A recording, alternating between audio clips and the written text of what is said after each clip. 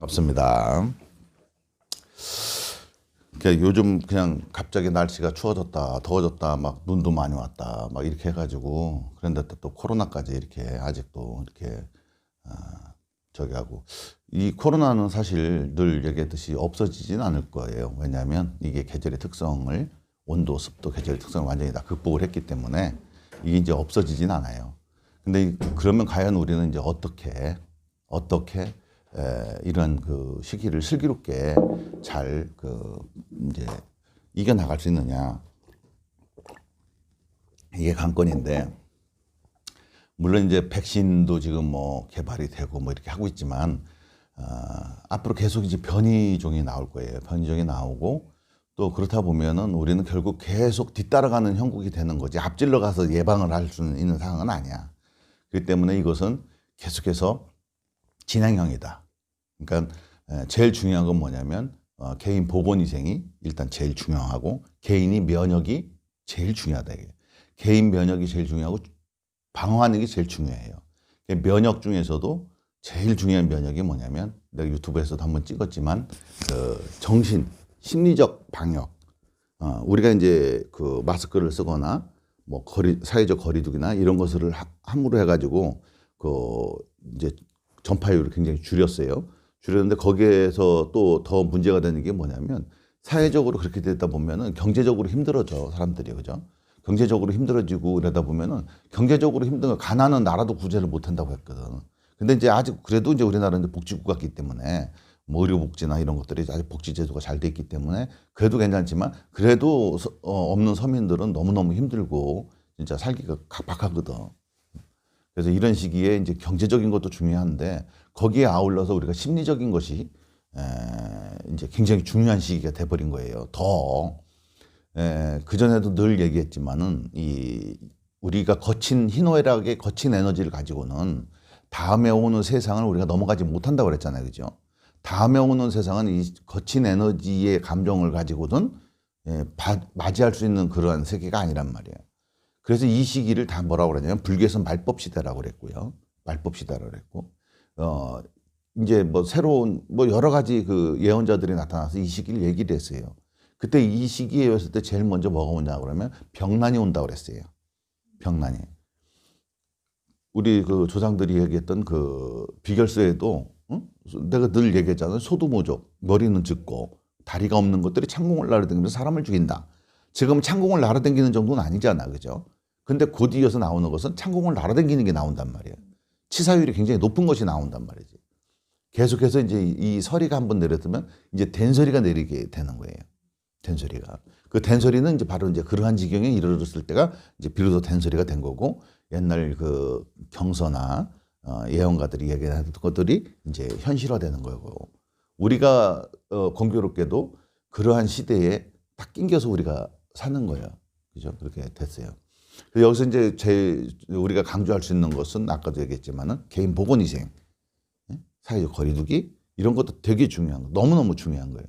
그래서 가급적이면은 사람들을 만나지 않는 것이 일단은 제일 중요한 관건이 되고 두 번째는 어떤 섭생을 통해서 개인 면역을 상승시킬 것이냐 하는 것이 제일 중요한 거예요. 그리고 또 세 번째는 뭐냐면 심리적 방역, 면역. 이게 또 중요한 거예요. 왜냐하면 힘들어지면 힘들어질수록 우리의 감정이라고 하는 것은 외기의 그 온도, 습도, 그리고 그 밤낮, 태양이나 달에서 오는 에너지가 어떻게 나한테 작용하느냐에 따라서 내 감정의 기복이 심해진단 말이에요. 희노애락은 그런 거에 의해서 작용을 해서 내가 의도하지 않아도 그러한 것이 작용을 해버려 갖고 내가 심리 변화가 일어나기 시작을 해요. 물론 이제 우리가 환경을 살다 보면 우리가 감정적 변화들이 일어나지요. 이렇게 어떤 일들이 생기게 되면 그런 걸 떠나서도 그 외기의 어떤 그 자연의 어떤 그 기후 형태에 따라서도 사람들이 어떤 심리적 변화가 일어난다고. 그런데 딱 가뜩이나 지금 이게 고립된 생활, 또 공군한 이게 생활이 공군한 그런 생활을 하다 보면 심리적으로 굉장히 문제가 돼요. 그래서 이 심리가 그냥 심리로만 끝나면 괜찮은데 이게 바로 개인의 우리의 인체의 면역하고도 직접적으로 연관이 있다는 거죠. 그렇죠? 직접적으로 연관이 있어요. 그래서 그 연관이 있는 게 무엇이냐? 바로 우리가 기쁨이 고양될 때는 어떻게 돼? 면역세포들이 활발하게 돼요. 그죠? 아팠던 것도 치유가 되고. 하지만 그래서 억지로 웃는 웃음 지도사도 있잖아. 그죠? 억지로 웃는 거. 그러니까 그런 웃음이 우리의 어떤 그 면역세포들을 활성화시키고 우리가 말을 안 하고 가만히 있고 스트레스를 받으면 면역이 엉망이 돼버리는 거예요. 지금 상황이 우리 가만히 있어도 지금 뭔가 심리적으로 전체적으로 궁중심리가 어떻게 돼? 압박을 지금 받고 있는 상황이 되는 거예요. 나도 모르게 부지불식간에. 그러다 보니까 어떻게 돼요? 조심을 해도 자꾸 조심을 해야 되는 애씀이 생기는 거예요. 거기서. 그 틈에서. 애씀이 생기고 자꾸 상기가 되고 긴장해야 되고 이러다 보니까 그 심리적으로 굉장히 그 압박감을 받게 되고 또 기저적으로 자기의 그 분노나 우울감이나 이런 거가 기저에 있던 사람들은 더더욱이나 이제 가중되는 거예요. 그리고 지금 이제 기저질환이 계신 분들이나 이런 분들은 병원에도 뭐 마음대로 못 가잖아, 지금. 응? 그러니까 이게 자기가 위급했을 때에 빨리 병원을 가야 된다. 그 편안함이 있어야 되는데 마음에 그런 어떤 압박감이 따라온단 말이에요. 그러다 보니까 심리적으로 굉장히 개인 면역에 방해가 되는 요소들이 많이 이제 발생하게 되는 거예요. 그래서 그럼 면역을 그럼 어떻게 해야 되느냐? 제일 중요한 부분이에요. 그죠? 그래서 뭐야? 이 희노애락이라고 하는 그냥 크게 희노애락이라고 하는 이 거친 감정을 이건 거친 감정이에요. 거친 감정은 어떻게 돼요? 제일 먼저 어떻게 돼요? 나를 상하게 한다고 그랬잖아요. 그죠? 예, 나를 상하게 거친 감정은 이게 화가 나거나 분노가 일어나거나 긴장을 하거나 그죠? 우울하거나 이게 그걸 내가 그냥 인지할 정도로 이렇게 돼버려. 그랬다 보니까 어떻게 돼? 이것이 이런 감정체들이 바로 그 신경계에 작동을 한다. 그죠? 신경계에 작동을 해서 어떻게 돼? 호르몬계에 작동을 해. 그럼 여기서 우리가 긴장된 호르몬이 애씀으로서 애쓸 때는 항상 긴장되는 호르몬이 나오는 거예요. 긴장된 호르몬이 나와서 결국 내 면역 체계를 활성화를 갖다 저지시키는 거예요. 그래서 이 거친 감정을 가지고는 앞으로 오는 세계는 어떤 세계냐? 영성시대가 되는 거예요. 영성시대. 영성시대가 되는데 이 영성시대는 어떤 시대가 영성시대가 되느냐? 우리가 이 거친 감정이 사라진 사람들만이 들어갈 수 있는 이제 세계가 펼쳐져야 되는 거예요. 그럼 뭐예요? 거친 감정. 입자가 고운 감정을 사용하게 되는 거예요. 그러면 어떻게 되냐? 희노애락은 있는데 그 거친 감정 때문에 내가 상하지가 않는 거예요. 희노애락은 있어. 슬픔도 있고 기쁨도 있고 즐거움도 있고 다 있는데 거기에 이 거친 감정은 정형화되어 있는 거니까 부딪히게 돼 있다고. 그러니까 내가 너무 직접적으로 느끼는 거예요. 하지만 고운 감정은 어떻게 부딪히가 않죠. 기쁨만 있는 거, 슬픔만 있고 있어. 그러니까 어떻게 돼? 뒤돌아서면 남지가 않은 거야. 남을 수가 없는 거야. 정형화가 돼야지 남는 건데 정형화가 되지 않으면 남지가 않는 거예요. 그렇게 되면 어떻게 돼요? 내 면역이 어떻게 돼서 자율적으로 어떻게 돼? 자기가 향상성에 의해 그 면역 체계나 모든 것이 돌아가겠죠. 그리고 어떻게 되겠어요? 이 우주 환경, 기후 환경, 온도, 습도가 바뀌어도 어떻게 되겠어요? 그냥 유기적으로 그냥 내가 상호작용을 해버려, 몸이. 내 감정하고 상관없이. 하지만 거기에 감정체가 있으면 어떻게 돼? 그 감정체를 때린다고. 때리면 그 감정이 어떻게 발현이 되는 거야. 분노가 발현이 되고 또 우울감이 발현이 되고 이렇게 되는 거야. 그렇게 되면 어떻게 돼? 그게 우리 면역하고 생활하고 직접적으로 연관이 되는 거죠. 그죠? 그래서 이 거친 감정을 가지고는 이 영성시대를 맞이할 수가 없어요. 그래서 성경에도 나오죠. 그죠? 이 거친, 마음이 부자인 사람은 천국에 들어가기가 힘들다. 이런 얘기가 있어요. 그 얘기가 뭐냐? 이런 감정들을 많이 지니고 있으면 안 된다는 얘기예요. 이걸 다 부숴야 돼. 부셔야 되는데 우리가 여러분께서 이제 이렇게 수련을 하고 공부를 하고 하실 때 그냥 내 마음을 없애야 되겠다 이런 생각을 이제는 그만하셔야 돼.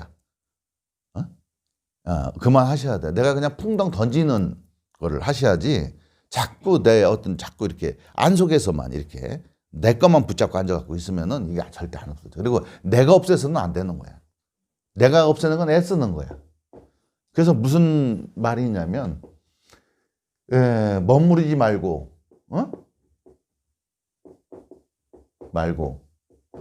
애쓰지 말고. 애쓰지 말고 머무르지도 말고 애쓰지도 말아요. 버리라는 생각에도 머무르지도 말고 버리려고 애쓰지도 말아요. 여러분들이 애써갖고 할 수 있는 건 한계가 있어요. 그래서 지금 우리가 불교, 기독교 이렇게 이제 신앙을 하고 있죠. 이 신앙을 하고 있는 건 일부분이요. 이건 왜? 애쓰는 거니까. 응? 신앙은 애쓰는 거예요. 예, 애쓰는 거야.